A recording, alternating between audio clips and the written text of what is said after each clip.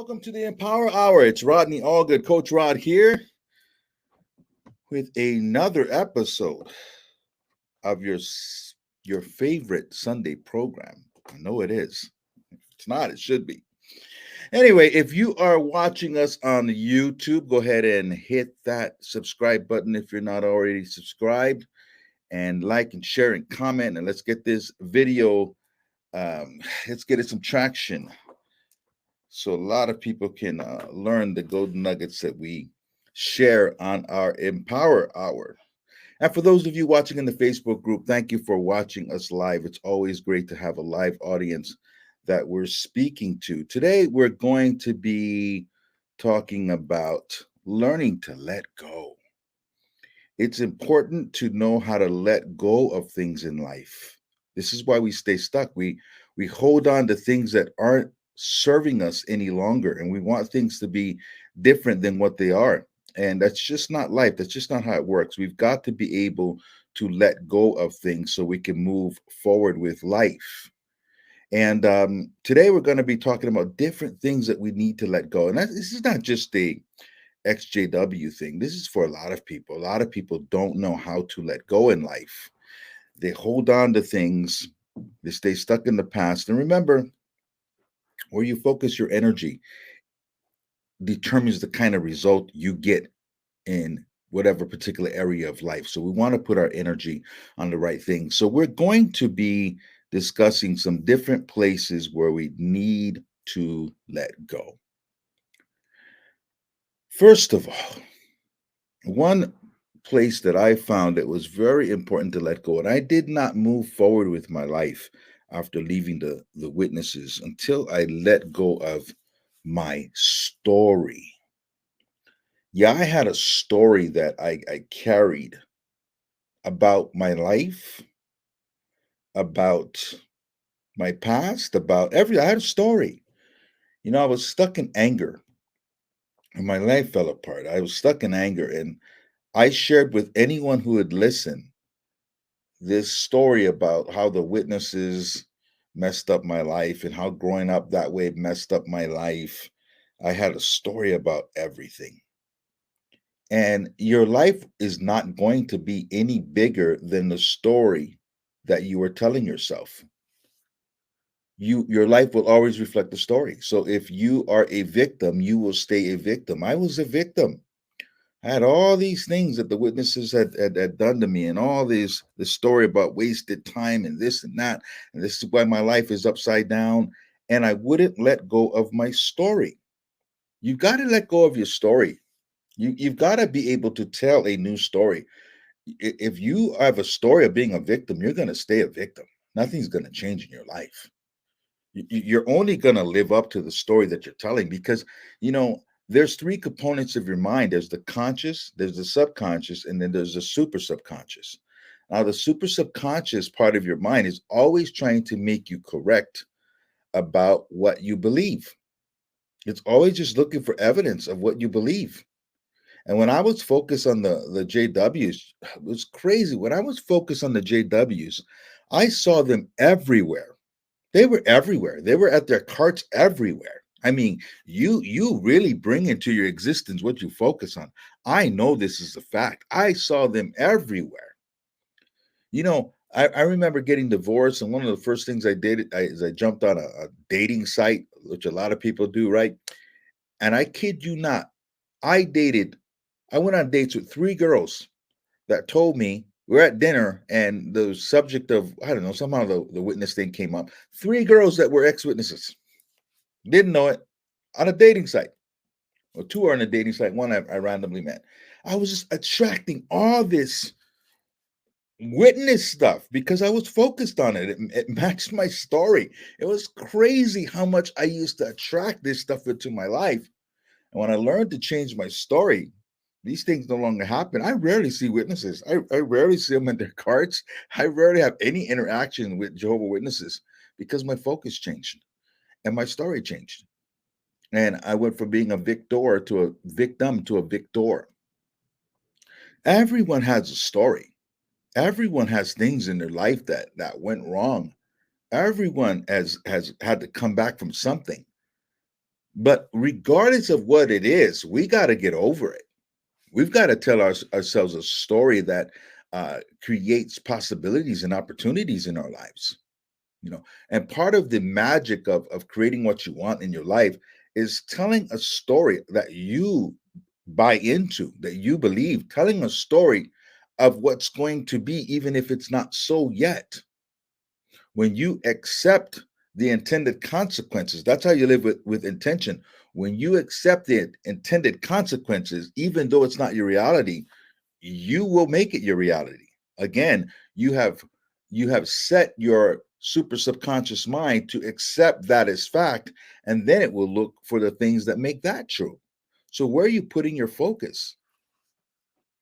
So many times people are gone for 20, 30 years and still have a story of this religion screwing up their lives. And I'm not saying that some of the things that we say aren't true. It just doesn't matter. It doesn't matter. You can't change yesterday. So how are you going to change tomorrow?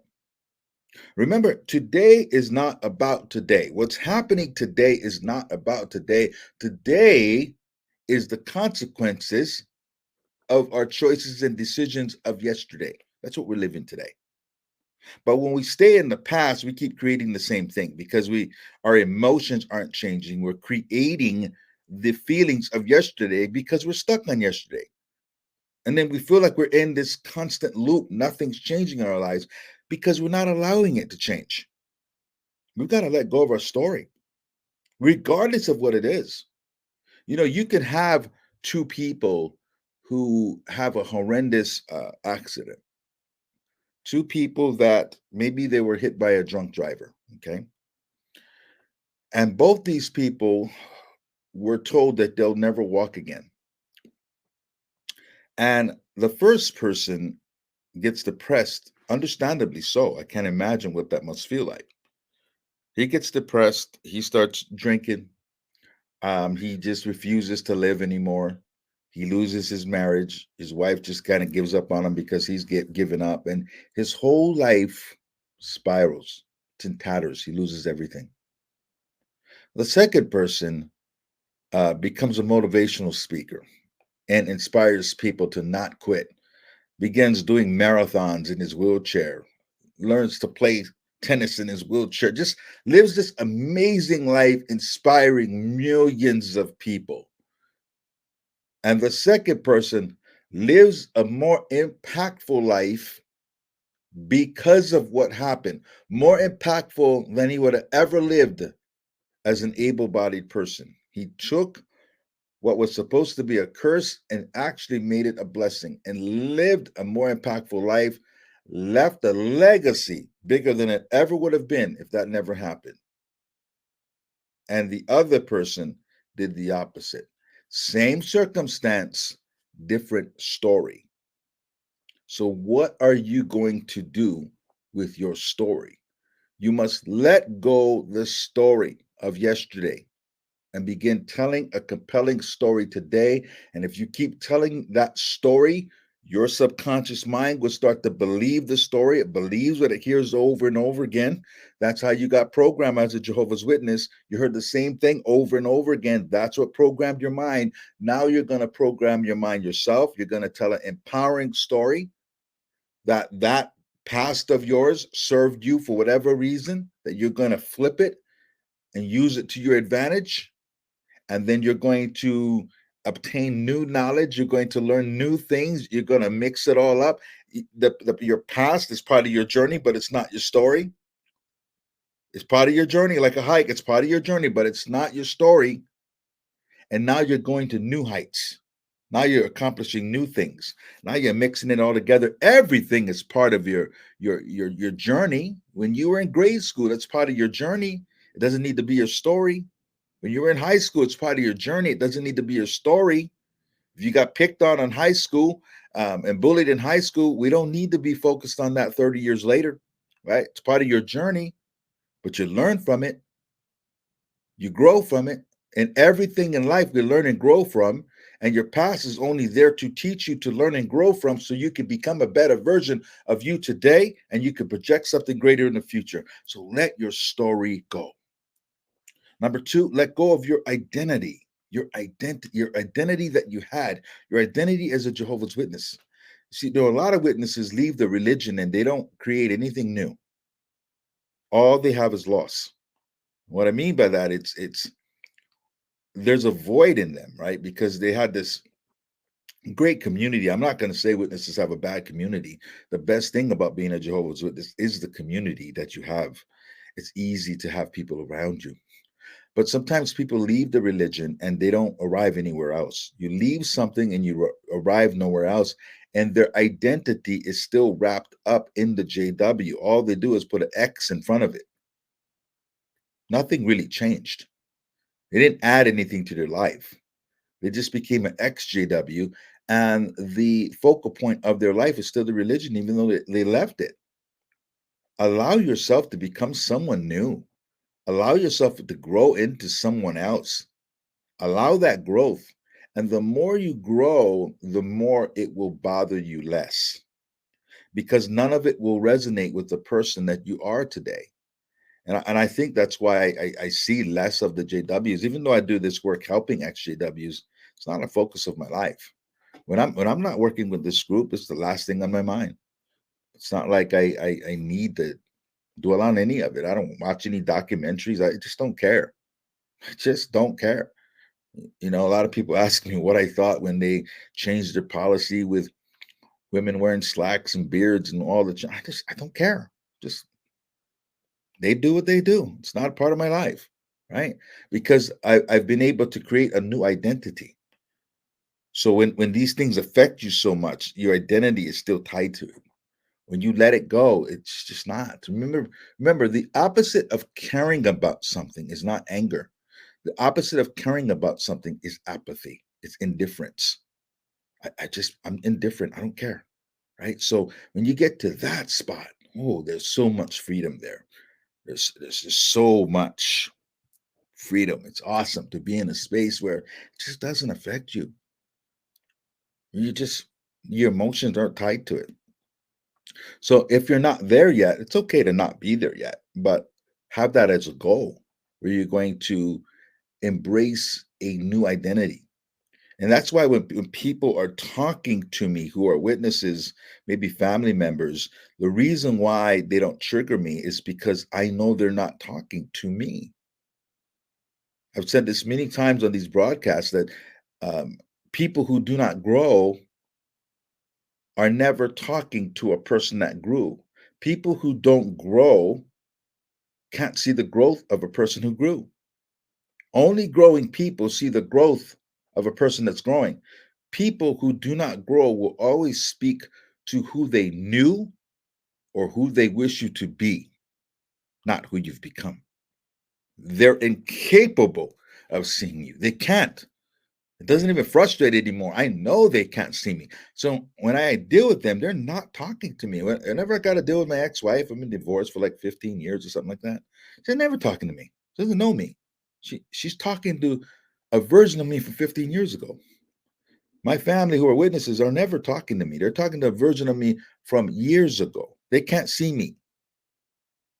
They don't know this person. This person that talks to you every Sunday, they don't know this person. Foreign to them. Identity has changed. They can't see it. So allow yourself to change. And when you allow yourself to change, everything will bother you less because there's no resonance. It just doesn't attach. There's no resonance. If you allow yourself to change, it'll be like a magnet on the wrong side. That magnet can't even come together. Just no resonance. Allow your identity to grow. Don't hang on to all the JW stuff. Again, when you first come out, it's natural. It's the process. Right? I always teach you there's 5 stages that you go through. Stage number 1 is a stage of doubt. You go through that stage usually while you're still in it. Some people go through it because they were disfellowshipped. So they're out when they go through it. But most people start doubting when they're still in it. That's stage 1. Stage 2 is a stage of fear because you fear losing everyone you love. You fear losing your community. You fear losing your belief system. Everything in your life is shaken up, and it's a legit fear. You're starting all over again. You fear all these bad things happening, and it's a legit fear because they happen, right? And stage three is a stage of anger and resentment for most people because the things you feared actually happen. You are shunned. You do lose your community. You do feel lost because you lost your belief system. You get angry because people won't listen to you. You know that you've got legit information. You know you've done your research. You know this is real. This is not this evil apostate, nonsense they told you. This is real. Wow. You're mad because you feel duped. You feel like you were lied to. You look at yourself, go, how do I believe this for all these years? You get mad. And that's where a lot of ex-witnesses stay for decades. But you got to move out of stage three. Stage three will waste your life. If you've been out of the organization for 10, 15, 20 years and you're saying the witnesses ruined my life and I married someone I didn't love and I did this and I could have went to school and if you're stuck on that, at some point you can't blame them anymore. You had 10, 12 years to fix that, 20 years to fix that, right? Nobody's life is fair. It's not just us. There's all kinds of people that have got to come back from adversity. I love reading a good story about somebody coming back from adversity. Read the story of Abe Lincoln. He failed 6, 7, 8 times running for office. The only office he ever got was president. He just kept coming and kept coming. I love those stories. I love the story of Helen Keller, deaf, dumb, and blind. She wrote 12 books, deaf, dumb, and blind. I love those stories. Life's not fair, but how are you going to come back? Life's not fair for anybody. How are you going to come back? Lose expectation. Another thing you need to lose is expectation of other people. Sometimes we put expectation on people who don't deserve the expectation. Remember, expectation should be earned, not just given. Expectation should be earned. And a lot of times we put expectation on our family, the people who are still witnesses. We put expectation on them. They don't deserve the expectation. We already know what's going to happen. we already know that they're going to disappoint us. We already know their programming. So don't put expectation on people that don't deserve it. Expectation should only be given to people who have earned the expectation, which means they've come through for you over and over and over again in whatever regard you have that expectation. So don't put expectation on anyone who is still in that organization because their loyalty is not to you. Their loyalty is to their belief. Your loyalty is not to you. You're going to set yourself up for disappointment. What is disappointment? Disappointment is merely unfulfilled expectation. So only give expectation to those who earn it. You're going to have to let go of your belief system. That's another thing to let go. Your belief system. Your belief system was programmed by the Jehovah's Witnesses. So wipe the chalkboard clean. Then build up to what you believe. See what resonates with you. Wipe the chalkboard clean. A lot of times we pull back one layer and we're accepting another layer that's still a program belief. Question everything. And then what you come back to is where you really are. I'm not here to tell anybody what to believe, but don't just pull back one layer and buy into the next when you haven't investigated that. Wipe the chalkboard clean and then find out what you believe. Then you'll know why you believe it. When I first left, I said, well, I'm not a witness, but I still believe the Bible and I'm still Christian. Well, I had to ask myself that after a while. I went to a few churches and why do I believe the Bible? Why am I Christian? It's just another layer of program belief. Now, I'm not saying not to be. I'm not saying this is wrong, right? But I'm saying I had to go back, wipe the chalkboard clean, and then build back up. I looked at with open eyes, with no prejudice. I looked at lots of things, and then I knew the direction that resonated with me, right? So remove your belief system and don't prejudice yourself against anything. See what resonates, and then build yourself back up. And if you say, I believe this because I really did my research and I know what I believe and I've arrived here, good. If you wipe the chalkboard clean and you come back and you say, I'm Christian, I really found Christ in my life, and this is good. Wherever you end up, you know that you ended up there, not because you were simply programmed or that's a belief wherever you live. Because you could be programmed with anything. If we were all from the Middle East, we'd all be Muslim, no doubt, because it would have been programmed into us. So go on your journey and arrive where you arrive. And it's good for you. Lose the fear of disappointing people. That's a big one. Where you're afraid to go on your journey because you don't want to disappoint someone. Some of you are big people pleasers, right? And you learn that. A lot of us learn that in the religion, right? Because we were judged on appearances, how we appeared, not on reality, how we appeared, right? Dressing a particular way, acting a particular way. How we appeared was a big thing. And we have a fear of disappointing people because, again, we were raised in a very judgmental environment. So some of us got the game down real good how to not disappoint anybody. Didn't matter if it was authentic or not. Didn't matter if we're in alignment with ourselves or not. Didn't matter. We just wanted to get other people's approval. We had a need to please. If you are going to live an authentic life, if you are going to be in alignment, if you're going to stand up for yourself, you will disappoint people. No doubt. You will disappoint people. Be okay with that. That's a filter in life that filters out people who don't resonate with you. That doesn't make them wrong. Doesn't make you right. Makes you authentic. Right? Witnesses have a need to be right. They like to make everybody else wrong. We have the truth. We're right. Everybody's wrong. Everybody's worldly over here. We're right. We are the right. No. It's about resonance. And if you stand up for yourself, you're going to disappoint people, no doubt. And it's okay. It's okay. Not everybody's supposed to be on a journey with you. When you're a witness, people were in your circle because they had a religious belief that was the same. That's not how you judge. This is not how you judge who's going to be in your inner circle. It's not how you decide. Judging is the wrong word, but it's not how you decide who's going to be in your inner circle. You might have nothing in common but your religious beliefs.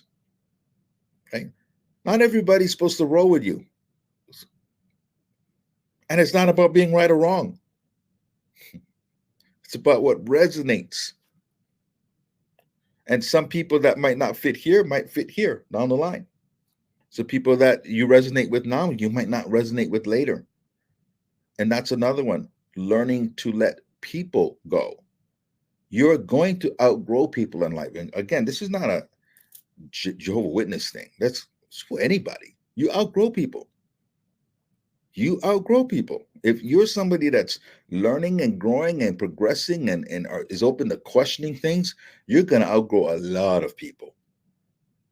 You're going to outgrow a lot of your family. You're going to outgrow people that were very close to you.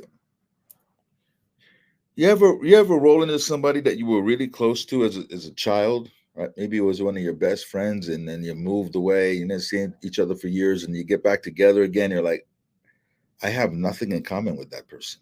Nothing. I live in Las Vegas, so a lot of people come to Vegas every other week. Somebody's trying to get together with me, right, from my past. And every now and then it's like somebody I was really close to years ago. He's exactly the same. Dude, you haven't changed at all. We haven't hung out since we were like 19 or 20. You're the same dude. That's what I'm thinking. Like we'd never hang out today. If we met today, we'd never hang out. All we have is a common past. You outgrow people. If you allow yourself to embrace a identity that's growing after leaving the witnesses, you're not going to identify with anybody who's a Jehovah Witness for the most part. You're not. And the more you allow yourself to grow, then the more it's not going to bother you because you're not in resonance anyway. I've said this many times. Small minds talk about people, average minds talk about events, and big minds talk about dreams, philosophies, and ideas. And if you're in that third category, you have nothing in common with people in the first category. And what do witnesses talk about? People. Something's going on. 1 second there. Learn to let go people. It's okay. Letting go people doesn't mean that, again, it doesn't mean something's wrong with anybody. It just means you're not in the same place. You're not in resonance anymore. It's just not somebody you'd hang out with today. And again, when you were a witness, you thought you were supposed to have the same friends forever. That's how it is as a witness. I had the same friends as I was a little kid. But that's not how it normally goes. We outgrow people through life. In the normal world, people have high school friends, then they go to college and they got college friends. Then they get involved with the career and they got the career friends. I mean, people move, they let people go as they move on. They keep a few people.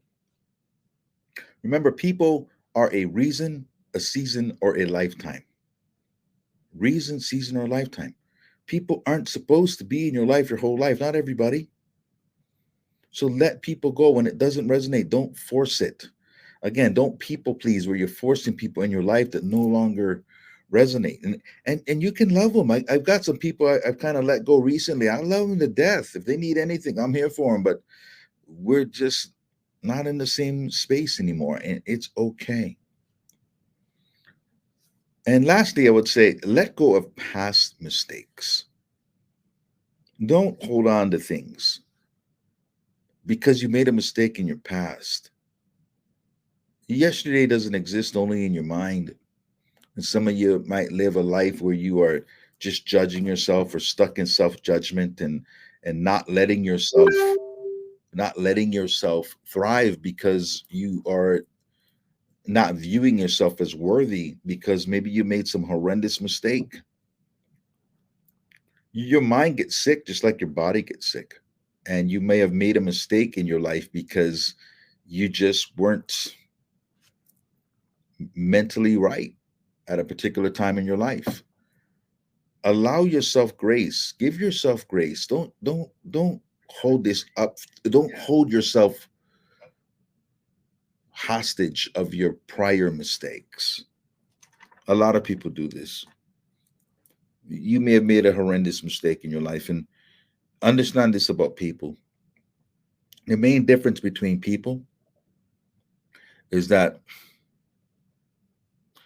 there are people that have made mistakes and you don't know what they are. The mistake they were able to keep that mistake under wraps. Other people, their mistake got out. It was public. Doesn't make one worse than the other, right? So don't judge yourself. Understand that at that time of life, your mind just wasn't operating the way it wasn't optimal. And we've all had those times in our lives when we just didn't make a good choice. You know, we felt like we needed something in our lives and we were getting it from maybe the wrong source. Let that go. Be kind to yourself. Yesterday is history. Tomorrow is a mystery. All we have is this moment. That's why today is a gift. It's called the present, right? And if we can forgive ourselves, if we can love ourselves, and for most people, when they have problems in their life, the main issue is a lack of self-love. When you don't love yourself enough, you don't make the best choices. When you don't love yourself enough, then you are grasping for love sometimes in the wrong places. You're not making the best decisions. You must love yourself And in loving yourself, you must forgive yourself. Don't look at yourself as if you're worse than others. We've all made mistakes.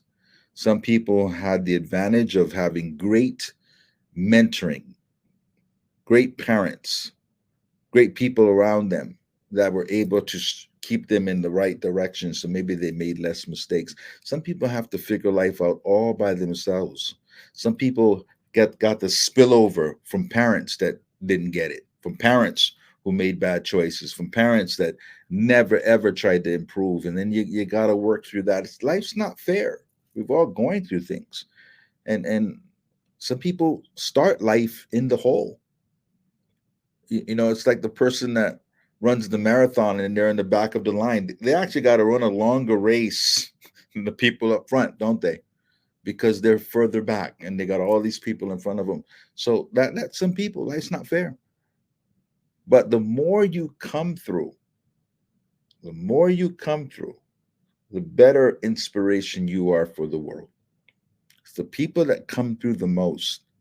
And if you don't stop and you're consistent about your growth, and you're consistent about you becoming a better version of yourself, if you don't cave into your challenges, the person you'll be will be amazing.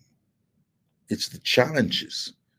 How does a diamond become a diamond? It's when a rock gets pushed under pressure. Most valuable things come hard. Most valuable things are easy. Most valuable things come through some kind of pain. So don't give up in life and don't judge yourself because of your mistakes. So let's bring the panel up. Today we have a small panel. We just got two people on today because it's a special day and people are out to brunch and having a good time with family, I'm sure. We got Gary and Christine. Luckily, these are two people that can carry good conversation, so we should have no problem filling the time with these two. Gary, how are you? Good. How you doing? Good, good. Good. Christine, are you there? Are you there, Christine? Her camera's not on yet. But Gary, there we go. There you doing, Here we go. Christine? Hi. All right, so let's get into this. Just go ahead and share any of your thoughts or anything you got Okay. out of it, or whatever you want to share. We'll start with you, Gary. Go ahead. Yeah. Well, first of all, happy Father's Day to everybody. And I'm saying that as a father of three that do not talk to me because they're in and I'm out. So I understand that. And when people say to me, "Hey, happy Father's Day," they just assume I'm a father. I usually think they just don't have a clue, do they? And am I going to stand there and explain to them how? Well, thank you, but no. I just say thanks. And I'm with my dad today, who's not a JW, and so we're going to go out to dinner later. So happy Father's Day, whatever your situation is. Anyway, the first part about losing your story, letting go of your story. If we're the type, if we're of the mind at this point in our life, if we're of the mind that we're damaged, we're a victim, and our life was ruined by Jehovah's Witnesses, if we're still thinking that way, we probably also look at people around us who have nothing to who never were JWs that aren't now, just people we work with, people we see on a regular basis. We probably look at them as somebody that doesn't really have a lot of problems. Maybe we're aware that so and so was late for work today because their car broke down and whatever. But in terms of like serious problems, like this person, is just as unsatisfied with their job as me. We usually don't see them that way. We see that everybody as not doesn't have problems like I've got problems. And people don't talk that way anyway. Unless you're an incredibly negative person, most people are not telling a story about what a loser I am. I'm working this really crappy job and I hate it and I'm not making any money. I'm never going to get anywhere. No, most people have a story that's complimentary of themselves. I got into a sales job around 20 years ago and I noticed that everybody has an enormous story about how successful they are, even though I know some of them really aren't or weren't or whatever. So if we really examine people's lives, we'd find out that this person is having domestic abuse problems. This person's kid is addicted to drugs, whatever. And it's not about judging them and finding out and determining that their lives are just as bad or worse than ours. It's just realizing that nobody's life is perfect It never has been. It isn't now, and it never will be. Even if a person is very successful and they don't appear to have the problems, at some point their life is going to hit a glitch, a brick wall, a health problem. Something's going to happen. Nobody gets through life without some kind of problem at one point or another. So when we lose our story, it's in the context of realizing that we're not this special case, that I'm the only one that never went to college because I wasn't allowed to. Maybe this person didn't go to college because their family couldn't afford it, or what have you. So the point is to, as you said, is to not just lose the story, but create a new story. I always think of Lieutenant Dan. I don't know if you're familiar with Forrest Gump, the movie. I think most people have seen that. But Lieutenant, I'll fill you in really quickly. Lieutenant Dan was he was the lieutenant of Forrest Gump's division when they were out in Vietnam, and he saw his destiny as he was supposed to die in battle. That's what happened to all of his forebears: his father, his grandfather, his great grandfather, back to the Civil War, all the way up to the Korean War. Every one of them died in battle. And he expected that that was going to happen to him. Well, it didn't. Instead, he lost his legs, and Forrest Gump saved him by literally carrying him out of the danger area. And instead of being grateful for that, of being alive, he went through the next couple of decades completely upset and miserable, not about losing his legs, but about the fact that Forrest Gump saved his life. How dare he do that? I was supposed to die in battle. Forrest Gump ruined everything for him, for me. So think about that. I mean, it's sort of funny, the way they present it. But the idea is that something remarkable happened. Even though he lost his leg, he was saved by a very good friend, and now he's alive. But he's bitter that he's alive. So it's kind of silly when you think about it. But Lieutenant Dan was just like that for decades. At the end of the movie, he finally gets titanium legs and gets married. But anyway, the point is to not be a Lieutenant Dan where we're just bitter about stuff that we can't control because it's all in the past. To hang around with successful people doesn't mean you have to judge and say this one's successful, this one isn't. But just notice that if a person is success oriented, hang around with them, find out how they do it. Yeah. The point is, are you focused on your old story or your new story? You see, here's the difference in people. Old stories, if you're a victim in the old stories are stories of blame. New stories are stories of responsibility. So a lot of times people are afraid to let go their old story because as soon as you let it go, all the responsibility is dropped on you. And a lot of people aren't ready for that responsibility. They want to put it on others. So remember, your life will reflect whether you're telling an old story. Neither thing is maybe your reality right now, right? Right now is fresh. I mean, if you want it to be. But your old story will become your reality, or your new story will become your reality. One, you can assess blame, one takes responsibility. And if you want to live a life with intention, you must take responsibility, regardless of the past, regardless of what happened. We still must take responsibility. Old story oriented or new story oriented? That's the question. Okay. Christine, let's go to you.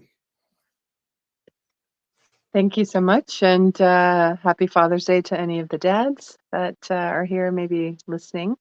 I love that conversation around blame. Actually, that's what I wanted to share today as well. I see it as stages. And I don't know my dad. I never met him. I was the result of a summer fling.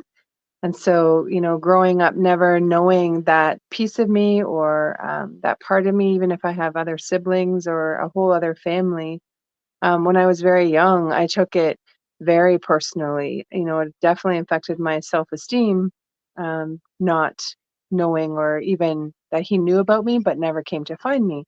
And so that's been part of my healing journey of abandonment and rejection to figure out what can I control. I can't control a situation or another person. And so I see it as stages where There's the blame, like you did that thing to me, or the government or the organization, or we can always look outside of ourselves to blame. And I feel part of that comes from we've been taught to seek validation outside of ourselves, especially through religion. And when we start to look within and, what do I believe and what do I want? And why did I go through that situation? More from a place of curiosity, then we move from blame into that place of, okay, well, I can't change the situation. I can't change the person, but I can change my perspective or my view about, the how I feel about this thing. And I just think of the shunning, right? That usually everyone is doing something from a place of survival. So those who shun us in the organization don't want to be thrown out of the tribe either. And so they got to follow along with the group think. But doesn't necessarily mean that we're unworthy or we're not valuable. We were worthy just for being born, if you just make a decision to believe that. And so then the next part of the stage is after blame, then curiosity, why did this thing happen? And then compassion. If you look at whoever is your trigger person, and we all have multiples, I feel they're here to help us to grow and develop as whatever our soul has come here for. But if you look at them from, as actors in your movie, and what are you to learn from that situation? And if you see them from a place of compassion, imagine, if you were shunned by your parents, or your dad, as an example, since it's Father's Day, what did they learn from 3 to 5 years old? If you can look at them when they were younger and what kind of environment did they grow up in, that's why they have those skills. They can't do any different because they don't have the capacity. So then, you don't bypass your hurt and the things that have happened. You definitely have to process that on your own. That's our own self responsibility. But it puts us back in our own control or not being the victim when we can look at it from the stages of like, where am I? Why did this thing happen? And, from then the compassion, it starts to lighten the heaviness. You start to move out of the victim, woe is me. And I think it's just a part of the stage. So, lots of self-compassion wherever you are. I was very much in a blame situation, so angry at the organization until I met you, Coach Rodney, that helped me to shift out of that. Like I would cross the street because I was so livid. They totally, divided our family. And now I'm at a space, through coaching with you, and even just the fact that there's over 10,000 of us that are in your group trying to heal. It's so beautiful, right? When we look at what's the magic all around us, or what are the beautiful things that are all around us. So after compassion, then you find gratitude for the thing even happening. Like now I look back and I'm grateful that I went through the experience of the organization.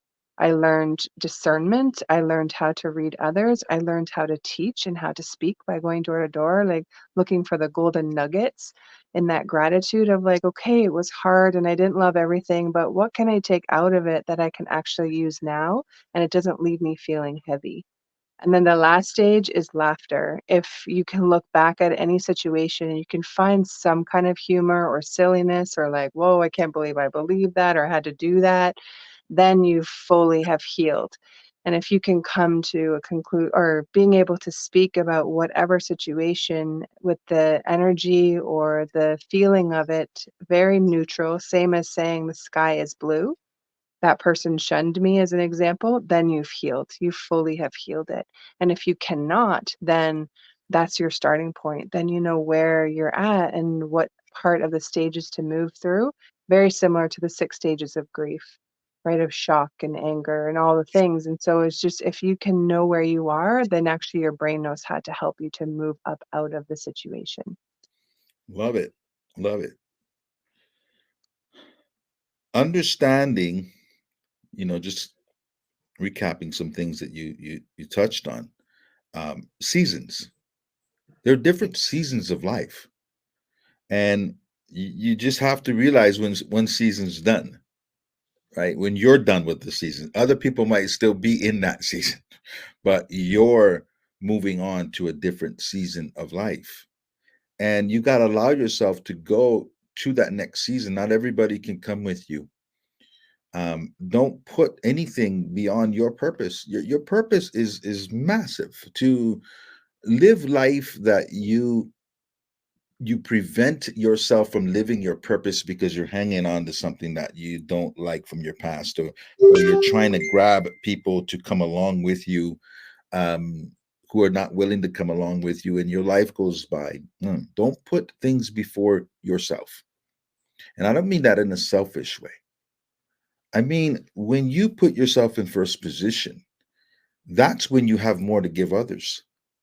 If you keep your cup under the faucet, what other people get is what runs over the cup, and that's going to be plenty if you understand how to keep your cup under your faucet. There's times that people ask me, how do I do what I do? Because every day I'm dealing with people and their traumas, and it's heavy stuff. I do it every day, several times a day, and it's because I put myself in first position.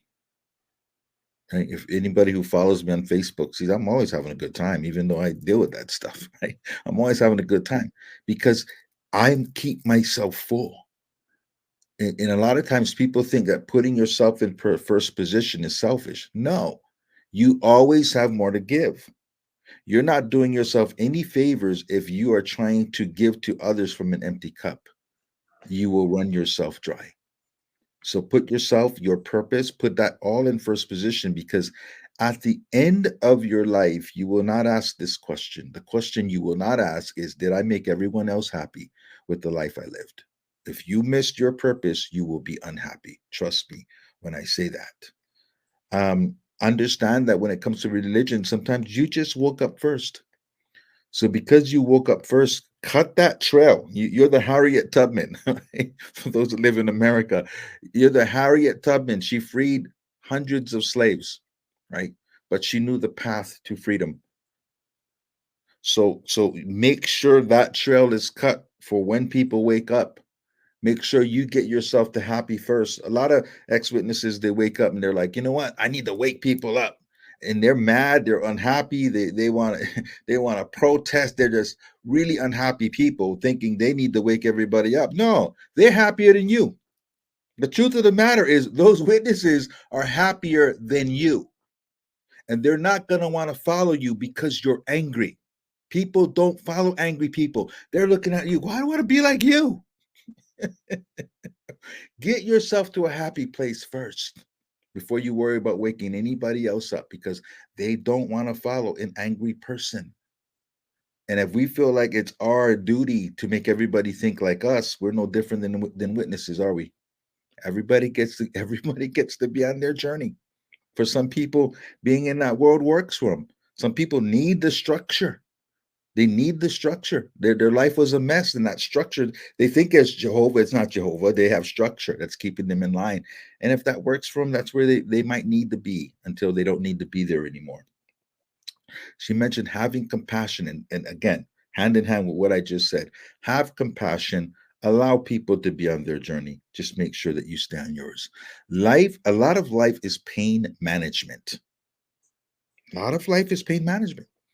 And you'll find that some people who have physical pain, some people have found a way to deal with pain. There are people in your life, you won't even know that they've got chronic pain because they never talk about it. They just found a way to manage it, and they live a pretty awesome life, even though they haven't. There are other people that are crippled by chronic pain, right? So we all have pain. That's a part of life. How we manage that pain. There's some people that are absolutely depressed over a situation in their life, and there are other people that have learned to deal with it quite well. Again, if you don't put yourself in the right position, then outward situations and circumstances and outward things, you give it the power to devastate you.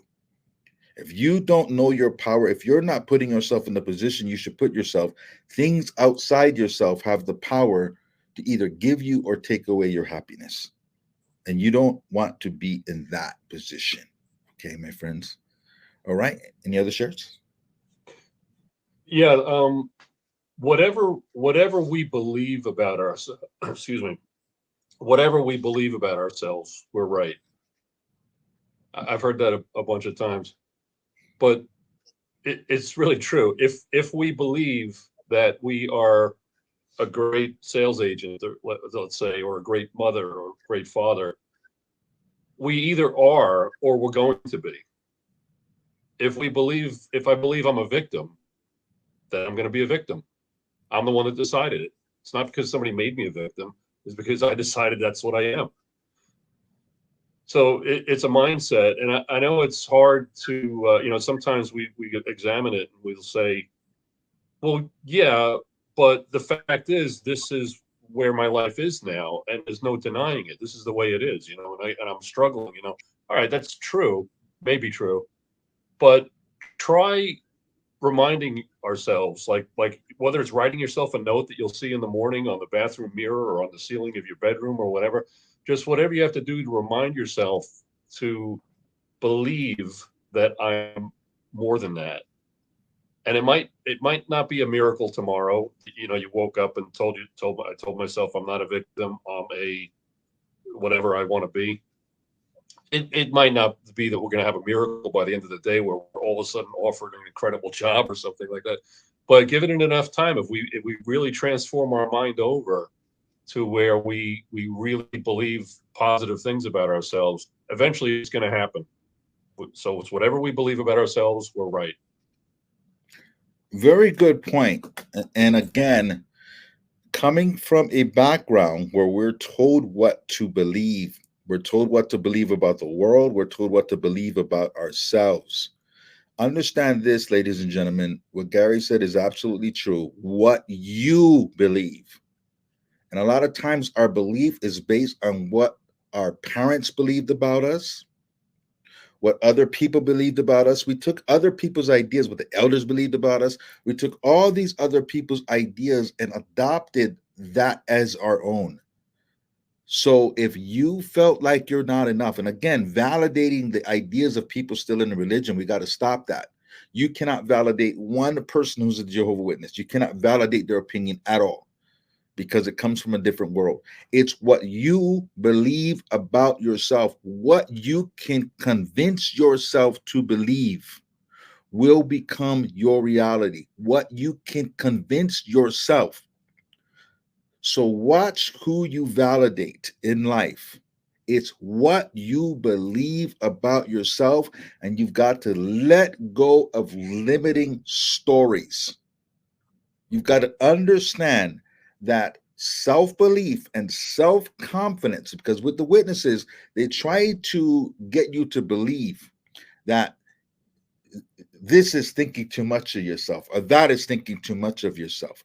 If you want amazing things in your life, listen to what I'm saying. If you want the amazing, you must be the amazing. You cannot have in life what you're not a match of. If you want an incredible life, you must believe you're an incredible person. You must believe that. And you cannot validate the thoughts of small-minded people because they don't understand what we're saying here. Do not equate conceit with confidence. It's not the same thing. So you are given a template that is absolutely false. Understand that. You must grasp, understand, accept, and embrace the gifts and talents that you are given. And the obligation you have is to share that with the world and to add value to the lives of other people with those gifts and talents and with your specialness. What you are here to do is to be the fullness of you, be all of you that you are, and share that with other people, my friends, because all of us have the right to live in the greatness that we were given, and all of you have it. We all have it. Everything else is a lie. Okay. Any other last thoughts before we go? Sure, I'll share. Great job, guys. That's like the number one is core identity. And the cool thing is like we were conditioned into a core identity, no matter like from everything, school, parents, all of the places and where you grew up. But I tell people stay in your lane and figure out who are you, and you get to decide now. You don't have to seek that outside validation. It's like, who are you? What do you want? Why are you here? And go do it. It's that, I'll share as a business owner, it's been 2 years and I'm grateful that I'm still open, first of all, because running a business is hard, but there's been so many parts of struggle, and I had to reframe, who I am, that core identity is not a business owner who struggles, right? Of like reframing what it's like for things to flow smoothly and the clients to see me and to come in. A lot of it has to do with our expectations and what our perception of what we think we're going to receive or what we will get in this life.